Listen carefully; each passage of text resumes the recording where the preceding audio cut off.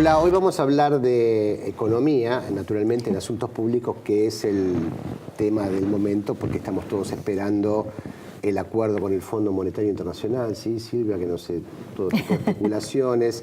El dólar ahora está un poco más tranquilo, pero no se sabe si está descansando, va a tomarlo de impulso.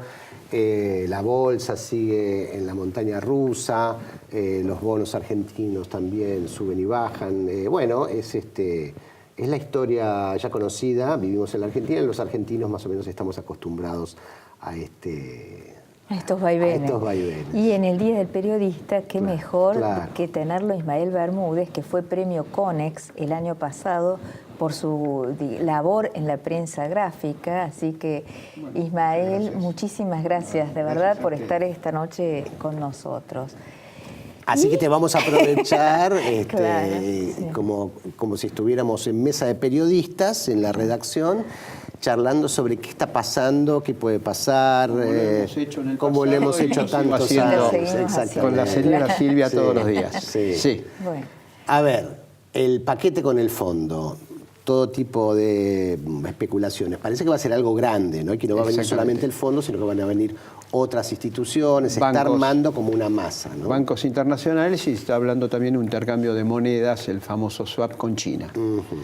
Mira, el tema que hay es lo siguiente: cuando uno mira los vencimientos de deuda que tiene la Argentina de aquí hasta el 2019, entre capital e intereses se lo calcula en el orden de los 56.000 millones de dólares. De acá a fin de año. A fin del 2019. Es el fin del mandato de Macri, digamos. Sí. Digamos.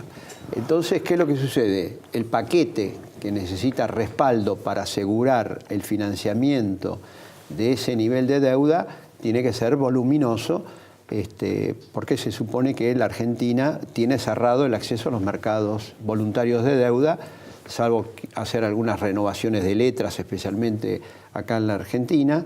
Hoy ha hecho una renovación de 2.200, otra de 500, sí, unas más de 3.000 millones de pesos de renovación de letras. Eso lo puede seguir haciendo acá. Sí, pero en los mercados internacionales la situación es distinta. Ahora, ¿por qué tan rápido? Porque este gobierno decía, bueno, nosotros reabrimos el crédito a la Argentina, que estaba cerrado en el gobierno anterior, ahora se le ha cerrado. ¿Por qué se le ha cerrado tan rápido? ¿Qué pasó? Bueno, pasa lo siguiente, te digo 4 o 5 números que grafican esto. La deuda pública argentina durante el mandato de Macri, o sea, 2 años y medio, aumentó en 130.000 millones de dólares. Y las previsiones es que necesita aproximadamente unos 40.000 millones de dólares por año, por lo menos hasta el 2019, para seguir financiando justamente el tema de la deuda pública. El peso de los intereses de la deuda es muy elevado. El último informe de finanzas dice que el 12% de la recaudación de impuestos tiene como destino el pago de intereses de la deuda. El 12%. 5 años atrás estaba en el 7%, para que ustedes vean el incremento que tiene. Entonces eso es muy fuerte. Y el otro gran tema que no está resuelto, ni siquiera creo que se va a poder resolver en el corto plazo, es que la Argentina tiene un déficit en la balanza de pagos del orden de los 35.000 millones de dólares, que tiene que ver con el saldo comercial negativo, el pago de intereses, servicios negativos en la relación con el exterior y giro de utilidades de las empresas, de las casas matrices, etcétera. Bueno, esos dólares se tienen que financiar. ¿Cómo? Claro, es un cóctel. Es un cóctel, etcétera. Esto se veía venir. Periodistas, economistas, lo fuimos advirtiendo. Nos dijeron de todo, que no entendíamos lo que estaba pasando en la economía, etcétera, etcétera, etcétera.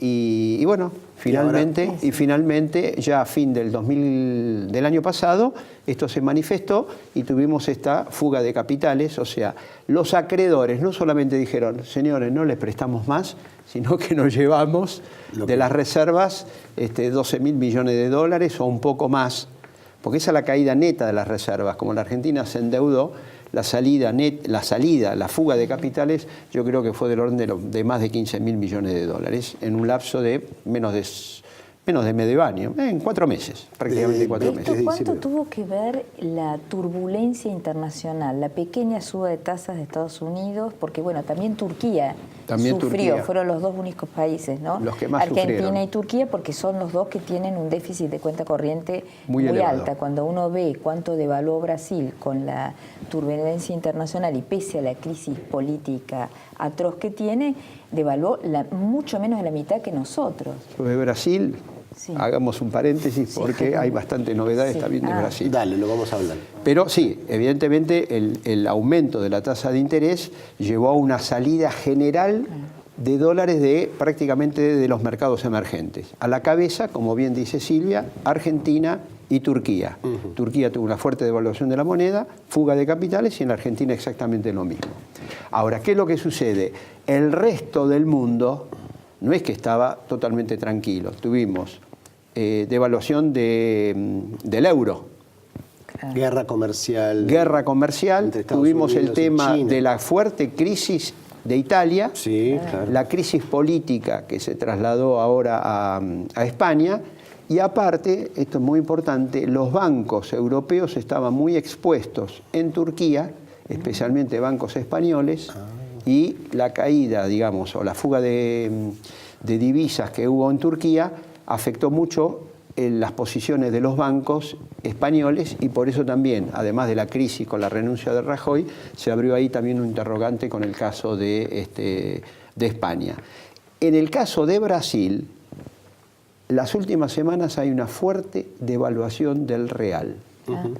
Y el último dato que salió publicado hoy dice que Brasil tuvo salida de capitales el mes pasado. En Brasil, por la crisis política, las incertezas y el hecho de también, en parte, que Argentina ya haya devaluado, llevó a aquel dólar que estaba bastante quieto en Brasil durante un largo periodo. Un dólar cotizaba a 3,20 reales hace 40 días atrás, y hoy está cerrando a 3,85. Pero el dólar turista cotizó arriba de los 4 reales. Pero ya llegó estuvo en el pasado 4 reales, hace unos años, sí. Estuvo, pero digamos, entonces, ¿qué es lo que están preocupados también por la relación con Argentina? El intercambio comercial entre Argentina y Brasil es muy intenso, y entonces dicen, no, esperá, si Argentina se vuelve barata en términos de dólares, nosotros quedamos descolocados, y también hay este acompañamiento. Con lo cual, digamos, como la crisis política en Brasil es muy seria, el presidente actual tiene, creo que 2% de aceptación popular en las últimas encuestas, y aparte cada vez más los casos de corrupción de sus allegados con la venia de él están aflorando. Saber también hay un interrogante político para el caso de Brasil. Ahora, Ismael, este nuevo dólar de 25 pesos, ¿vos crees que puede ayudar, por ejemplo, a mejorar algo, o el traslado a los precios y los costos es prácticamente inmediato y todo el efecto de la devaluación que tuvimos, que es una devaluación importante, porque fue del 20%, creo, en mayo, se esfuma? Mira, ahí hay varios factores. El primer problema que estamos teniendo es que ya prácticamente todos los economistas coinciden en que segundo trimestre, que está cerrando ahora en junio, y tercer trimestre van a ser trimestres de recesión y de mayor inflación. Y se abre el interrogante de qué puede pasar de aquí a fin de año. Evidentemente, el que se haya encarecido el dólar lleva a que, la Argentina, por ejemplo, puede tener algún beneficio en términos macroeconómicos por el lado de que, la cuenta de viajes y turismo, que era del orden de los 10.000 millones de dólares, difícilmente, al revés, ya las agencias de viaje están diciendo hay menos demanda, sale más caro viajar. La caída es vertical, son caídas de 80%, ojo, vacaciones de julio en la mira. La cantidad de suspensión de viajes es vertical, te dicen, es vertical, una caída vertical. Entonces ahí vos vas a tener, digamos, esto que estábamos hablando, de que había un déficit de 35.000 millones de dólares en la balanza de pagos, evidentemente se va a achicar. También se va a poder exportar un poco más, y va a haber freno a la importación, justamente porque en dólares, digamos, cuando lo llevas a pesos es todo mucho más caro. Ahora, ¿qué es lo que sucede? El traslado de la devaluación a los precios internos también es muy, pero muy fuerte. Claro. O sea, dura unos meses. Claro. Tenés digamos, la morfina, bueno, tenés... Exactamente. Bueno, es muy fuerte. Te ganas 3, 4 meses, pero después los precios... Vos mira, en un mes las consultoras elevaron el pronóstico de inflación del 22 al 27. Claro. En un mes lo elevaron en 5 puntos. Claro. No sabemos qué es lo que puede llegar a pasar en junio, pero ya hay algunas que dicen, yo ya mi pronóstico de 27 lo elevo a 30. Claro. Entonces tenemos también ese factor. Lógicamente la recesión actúa a favor de un menor traslado a los precios, porque yo no vendo y entonces tampoco me puedo hacer mucho el vivo con remarcar la mercadería. Pero, digamos, este es el problema. Y ahí depende qué pase también con los salarios, digamos. Bueno, y ahí viene el otro tema que tiene que ver con los salarios, porque está en esta negociación con la CGT, si hay paro o no hay paro, si se va a habilitar o no un reajuste de las paritarias que cerraron por el 15, y que lo que va a pasar con paritaria de camioneros, que aparece con esta exigencia del 27%, y que puede estar marcando alguna línea en un sector, digamos, del gremialismo. Bueno, este es el combo que nos va a permitir saber. Ahora, de todas maneras, yo creo que de 35.000 millones se puede llegar a reducir, pero no vamos a tener una balanza de pagos de la cuenta corriente positiva, va a seguir siendo negativa. De ahí es que algunos economistas dicen, ojo, a los 56.000 millones de dólares que se necesita por el tema de la deuda, hay que sumarle otra cantidad de 20.000 o 25.000 millones de dólares de déficit en la balanza de pagos de aquí hasta fin del 2019. O sea, las necesidades totales ya están hablando del orden de los 80.000 millones de dólares. Es mucho dinero. Ahora, ¿cuál es el gran interrogante? Que solamente lo vamos a poder saber una vez que esté la letra del acuerdo con el FMI. El FMI te da la plata por tramos. No te da todo junto, te da por tramos, auditoría, cumpliste, te libera o no te libera otro tramo. ¿Cuál es el primer interrogante? Se dice que el FMI dice, yo pongo la plata, pero no puede ser para financiar fuga de capitales. O sea, dejen que vaya el dólar, vaya donde tenga que ir. Y no estoy de acuerdo, quiero libre flotación, no flotación sucia. Claro. Flotación sucia es, el Banco Central interviene en forma directa o lo interviene a través de elevar la tasa de interés en pesos, que es lo que está haciendo ahora. Esto de que el Banco Central va con 5.000 millones para que no supere los 25, el FMI le dice, mira, está todo bien, pero siempre y cuando no bajen las reservas, porque yo no voy a poner plata para las reservas para que se vayan por la otra ventanilla. Eso significa que el dólar tiene todavía un tramo para subir. Bueno, de ahí es que las consultoras pronostican el dólar hacia fin de año en 27.40 y no en 25. Bueno, acompañaría un poco la inflación, pero otra cosa, siempre hubo artilugios, contabilidad creativa, o sea, no intervendrá el Banco Central, pero lo hace como estuvo haciendo estas semanas el Banco Nación. Sí, pero tenemos otro bloque, ¿no? Ah, cierto, sí. Bueno, volvemos, hagamos una pausa porque son muchas. Y te contesto esto último después del corte. No hay problema.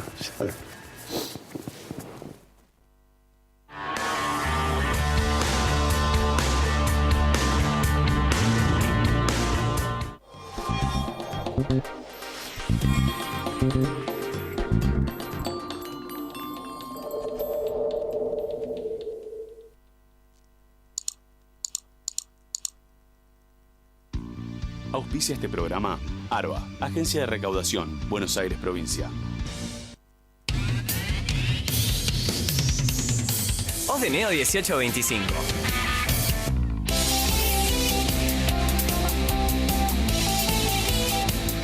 Estamos.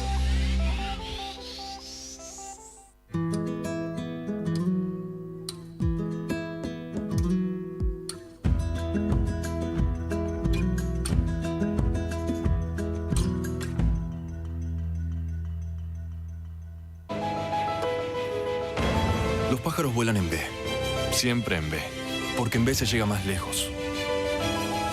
B de volver a superarnos, de vara alta, de vamos, de volvimos a lograr nuestro mejor combustible. Y sí, la B tiene poder. Es la B de la nueva Shell V-Power, un revolucionario combustible con tecnología Dynaflex que contiene 3 veces más aditivos para brindarte la mayor potencia y rendimiento de nuestra historia. Biogénesis Bagó. La evolución de la salud animal. Cuidar el medio ambiente y contribuir a resolver los problemas de las comunidades en las que operamos son los pilares de nuestra política de responsabilidad social empresaria. Cresud, nuestro valor es la tierra. En Provincia ART, nuestro trabajo es protegerte en el tuyo. Provincia ART, la aseguradora de riesgos del trabajo del Grupo Provincia. El aumento de la litigiosidad por accidentes laborales no es un juego. Junto con el Estado, las cámaras empresarias y los sindicatos estamos trabajando para que baje. UART, Unión de Aseguradoras de Riesgos del Trabajo. Hace 65 años que nuestra historia se alimenta de otras historias que nos ayudaron a crecer. Arcor, alimentando momentos mágicos. LATAM y vos, juntos, más lejos.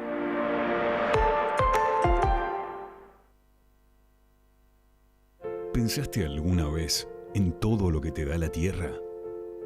Profértil, vida para nuestra tierra. En Banco Macro te acompañamos a crecer. Por eso asumimos el compromiso de generar acciones de valor económico, social y ambiental, con el objetivo de ser una empresa sustentable. Somos un banco federal que cuenta con más de 480 centros de atención, siendo la única entidad bancaria en 183 localidades. Con nuestro programa abierto a la comunidad Cuentas Sanas, ya beneficiamos a más de 55.000 personas. Acompañarte a crecer es apoyarte donde sea que estés, en el momento que estés. Macro, tu banco cerca, siempre.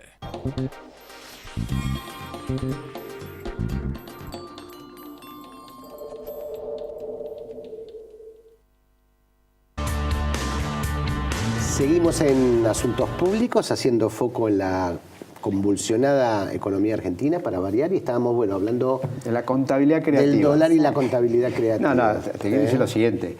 Los del Fondo de Contabilidad Creativa, ¿saben cómo saben? Sí, me imagino. Saben. O sea, que no...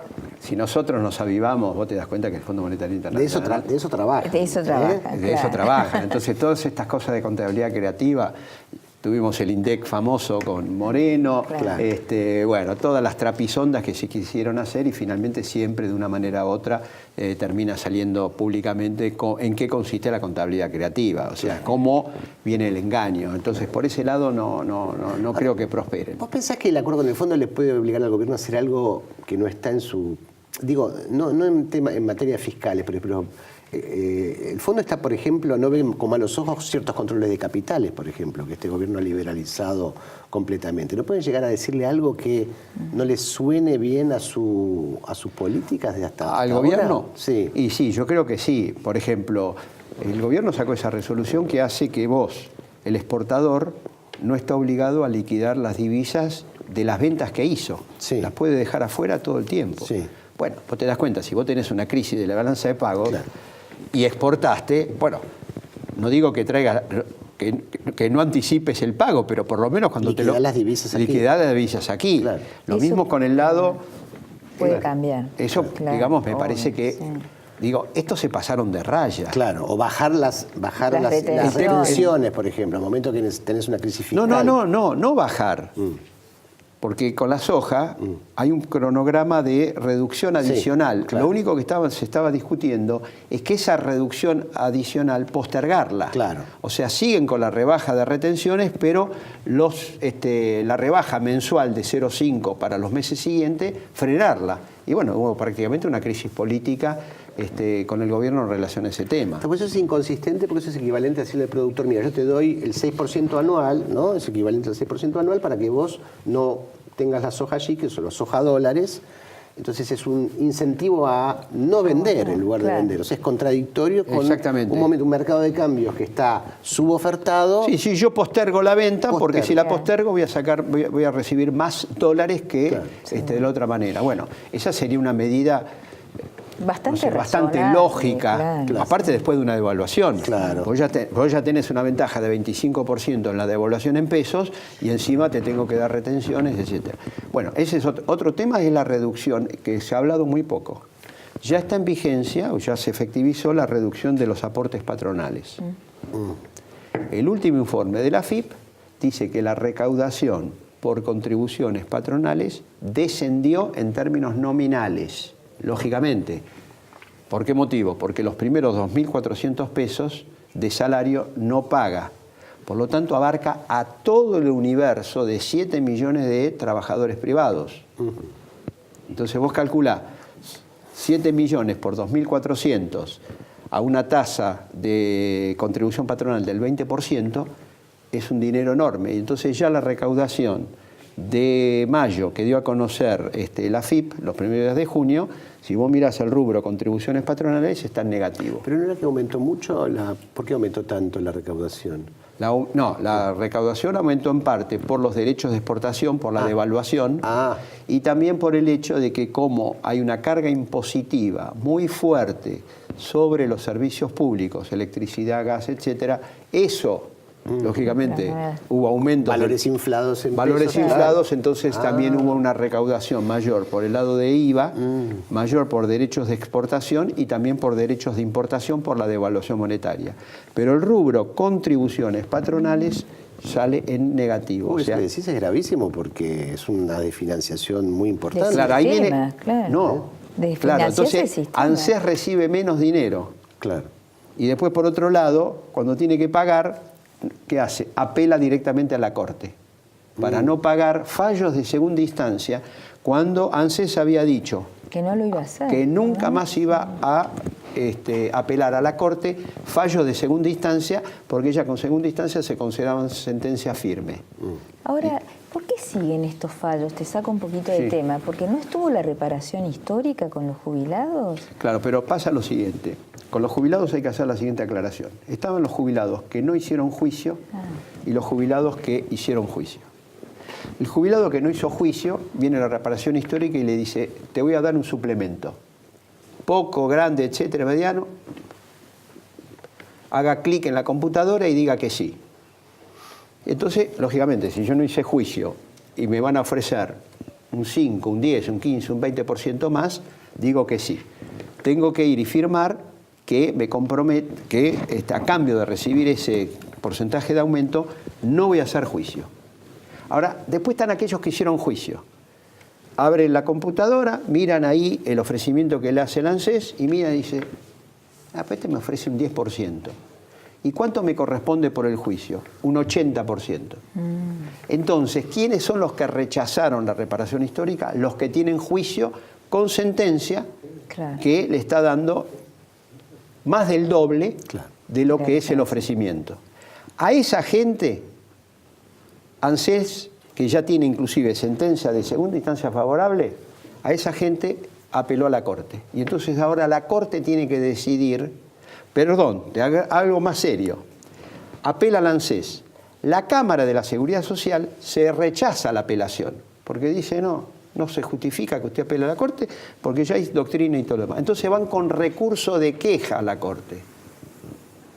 Según el recurso de queja, mientras se tramita el recurso de queja, tendrían que pagar la sentencia. Pero ANSES considera que como hizo recurso de queja, no está firme la sentencia de segunda instancia y no las paga. Ese es el caso de 150.000 jubilados que ahora se va a tener que pronunciar. Ese es el otro problema, la Corte no tiene plazos. Claro.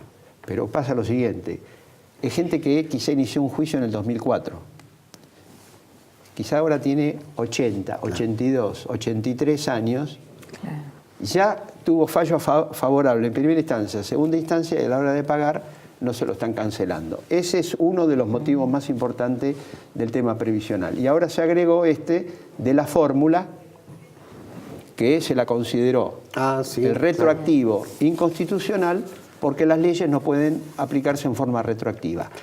Cosa que se lo advirtieron los especialistas.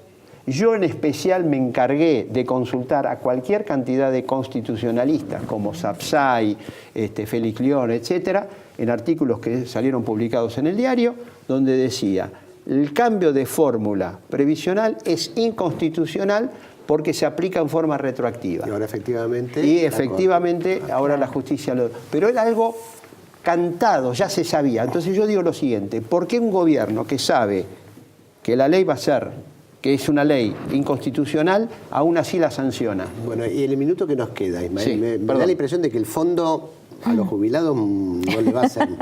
No va a estar muy a favor de los jubilados. Yo te voy a decir una sola cosa y con eso completo lo de recién. El cambio de la fórmula previsional que se armó ese despelote total en diciembre del 2017, del año pasado, fue una recomendación del Fondo Monetario Internacional. Mira. Aclaro esto. El fondo propone en materia previsional 3 cosas. El gobierno cumplió hasta ahora una. Eso está en un report que hizo cuando vienen por la auditoría del artículo 4. La primera, cambia la fórmula previsional, cosa que el gobierno hizo en contra de los jubilados que perdieron por lo menos 9% de los saberes. La segunda, revisar los regímenes especiales, que no son de privilegio, aclaro, sino que tiene que ver con gente que trabaja en condiciones de insalubridad, tareas riesgosas, etc.